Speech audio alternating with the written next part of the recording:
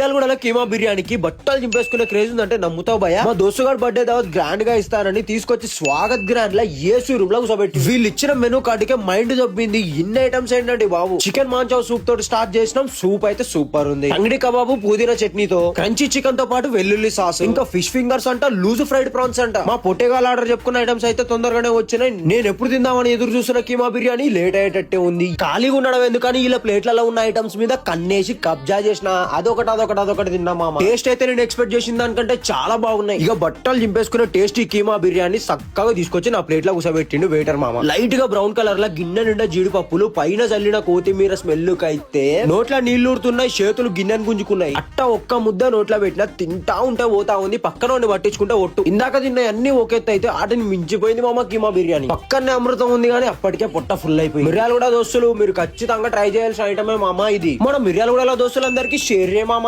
ఇక నిమ్మకాయ నీళ్ళతో ముగించడం దండాలందరికీ.